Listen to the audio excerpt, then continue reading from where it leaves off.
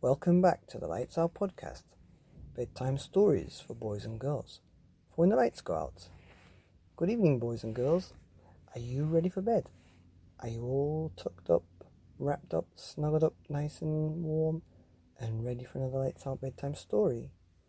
Well, you're in for a treat tonight, because tonight's story is called Harold and the Purple Crayon by Crockett Johnson. And a big shout out goes to all the awesome authors who are supporting the show, along with all the listeners, for our mission of 1,000 ad-free stories forever for boys and girls like you all around the world. This show is listened to in 76 countries. Would you believe that? And for you guys on Spotify, please hit the follow button, because if we get 2,021 followers by December 31st, I'm going to give away, don't tell anyone, $2,000. 2021 to be exact. And that's a fact. Anyway, let's get on with this book, Harold and the Purple Crayon. If you remember the other night's book, I Ain't Gonna Paint No More, it's a little bit like that, but he's not painting his legs and arms and neck, he's painting everything else. Once upon a time, one evening, after thinking it over for some time, Harold decided to go for a walk in the moonlight. There wasn't any moon, and Harold needed a moon for a walk in the moonlight, and he needed something to walk on. He made a long straight path so he wouldn't get lost, and he set off on his walk, taking his big purple crayon with him. But he didn't seem to be getting anywhere on the long straight path, so he left the path for a shortcut across the field, and the moon went with him. The shortcut led right to where Harold thought a forest ought to be, so he didn't want to get lost in the woods, so he made a very small forest with just one tree in it.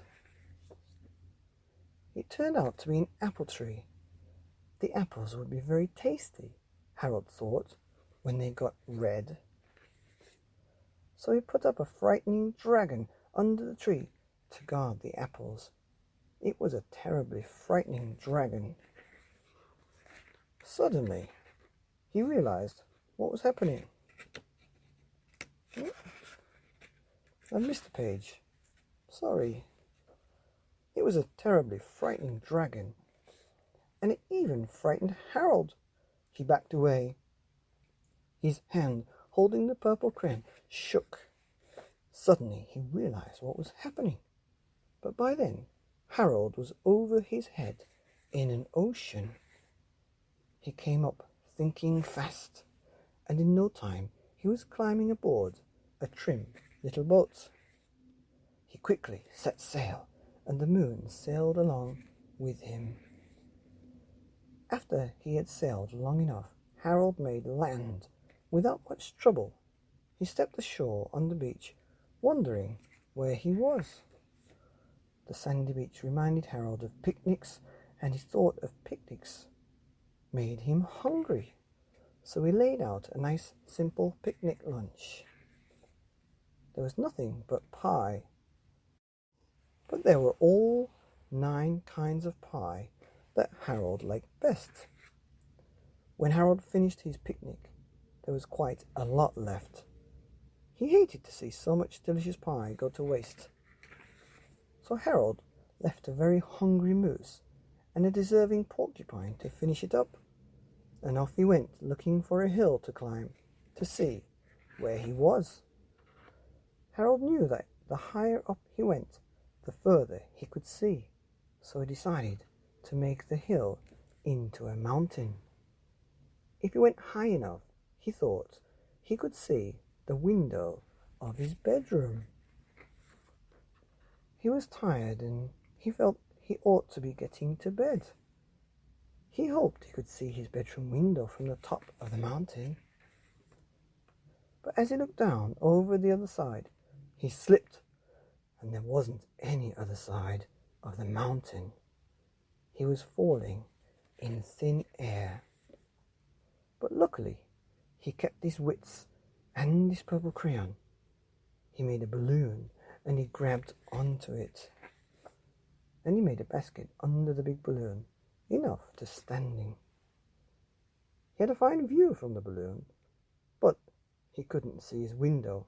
He couldn't even see his house. So he made a house with windows, and he landed the balloon on the grass in the front yard.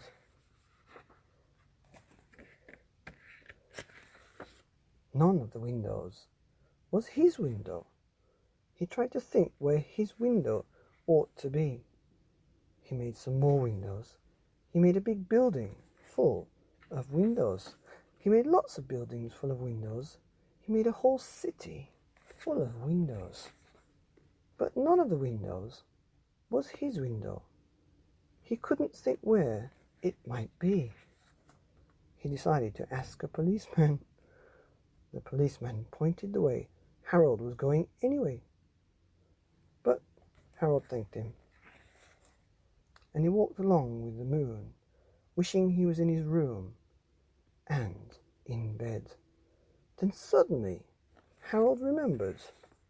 He remembered where his bedroom window was when there was the moon. It was always right around the moon.